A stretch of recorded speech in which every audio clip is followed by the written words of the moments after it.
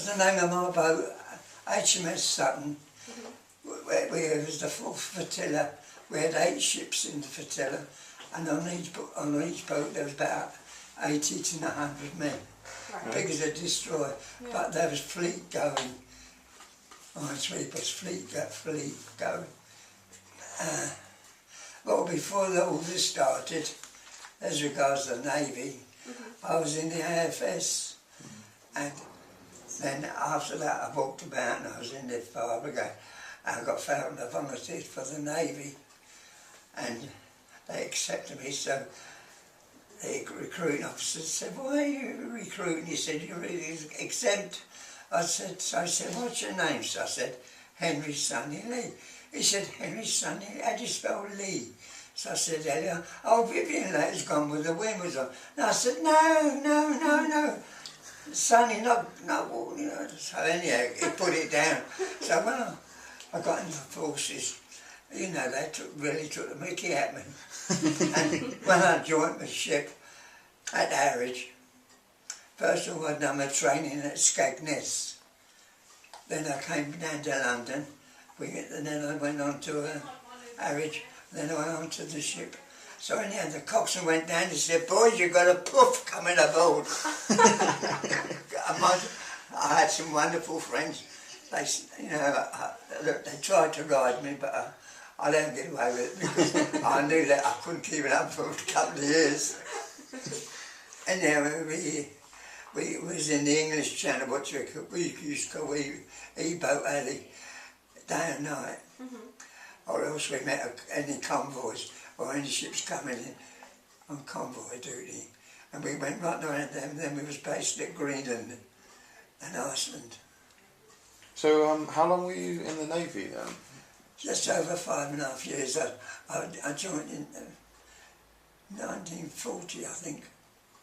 1940, I got immediately after D-Day. Do you remember how old you were when you joined? Pardon? Do you remember how old you were when you joined? I was about 22. Okay. Well, about 22 when I went in. What made you want to join? Well, I was in the war right from the beginning, really, because I was in the AFS. And you know, we had a phony war for nearly 2 years, but we still done training, and I was in the Blitz in London. So, I mean, some wonderful fellas have been killed. And, I don't know what for, because there was no need for that war. No. But Hitler should have been stopped before he started. Yeah, most definitely. I mean, it wasn't the war, it was the atrocities. And the people that had been injured, you know. Did you meet some good people when you were working with the Navy? Pardon? Did you meet some good people when you were working with the Navy? Well, I met some, well, they're all religion doesn't come into it, and race doesn't come into it. Nothing. You're accepted as a person, if you can understand what I mean. And sometimes when we was up in Iceland that way, the Eskimos used to come out in canoes with bloody big bits of cod like that. Oh, amazing. Oh, we knew we was going to have a fish supper. That's amazing. Must have been brilliant. You know, and then you might be eating your dinner, and all of a sudden you see your tooth on the plate. Most of a lot of the boys got pari, I got pari, all lost all my top. Really? Yeah.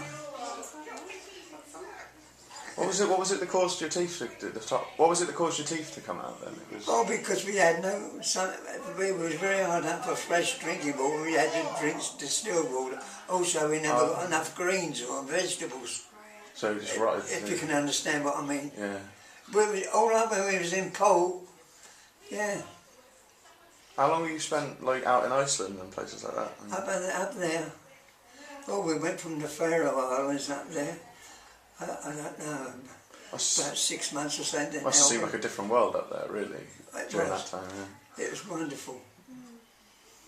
In Norway and all around there, it was wonderful.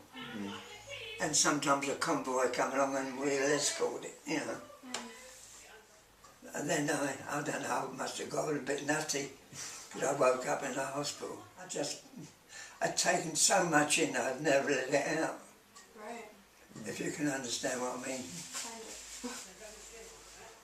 And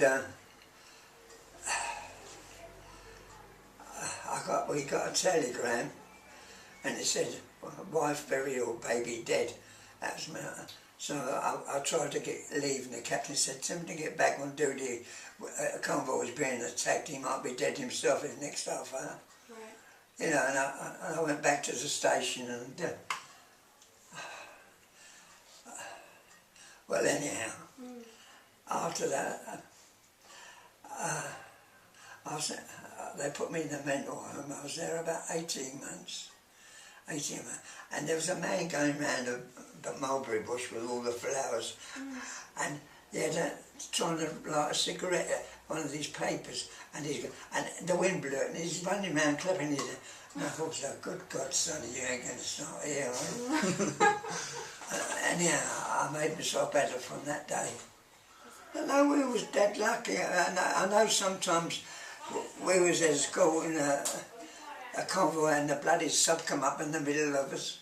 We didn't know which way to go because the other ships were so near. And it's the most terrible thing to see men in the water screaming. What did you get the sub attack or? He attacked, yeah. He opened up with his guns. Then the worst of them was when you was going along was E-boats. Yeah.